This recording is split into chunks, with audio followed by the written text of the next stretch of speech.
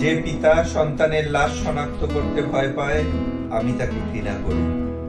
যে ভাই এখনো নির্লজ্জ স্বাভাবিক হয়ে আছে, আমি তাকে ঘৃণা করি। যে শিক্ষক, বুদ্ধিজীবী, কবি ও কেরানি প্রকাশ্য পথে এ হত্যার প্রতিশোধ চায় না, আমি তাকে ঘৃণা করি। 8 জন মৃতদেহ চেতনার পথ জুড়ে শুয়ে আছে, আমি অপ্রকৃতিস্থ হয়ে যাচ্ছি। 8 জোড়া খোলা চোখ আমাকে ঘুমের মধ্যে দেখে আমি চিৎকার করে উঠি। আমাকে তারা ডাকছে অবেলার উদ্যানে সকল সময়। আমি উন্মাদ হয়ে যাব, আত্মহত্যা করব, যা ইচ্ছে চায় তাই করব। কবিতা এখনই লেখার সময়।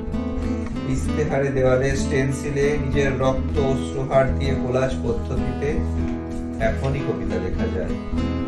তীব্রতম যন্ত্রণায় ছিন্ন ভিন্ন মুখে সন্ত্রাসের মুখোমুখি ভ্যানের হেডলাইটের ঝলসানো আলোয় স্থির দৃষ্টি রেখে এখনই কবিতা ছুড়ে দেওয়া যায়। পয়েন্ট 38 ও আরো যা যা আছে হত্যাকারীর কাছে সব অস্বীকার করে এখনই কবিতা পড়া যায়। লকআপের পাথরহীন কক্ষে ময়না তদন্তের হেজাক আলোক কাঁপিয়ে দিয়ে হত্যাকারীর পরিচালিত বিচারালয়ে মিথ্যা অশিক্ষার বিদ্যায়তনে শোষণ ও ত্রাসের রাষ্ট্রযন্ত্রের মধ্যে সামরিক অসামরিক কর্তৃপক্ষের বুকে কবিতার প্রতিবাদ প্রতিধ্বনিত হোক।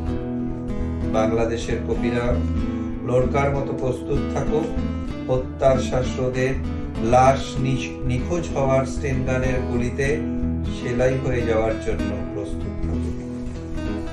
তবু কবিতার গ্রামাঞ্চল দিয়ে কবিতার শহরকে ঘিরে ফেলবার একান্ত দরকার।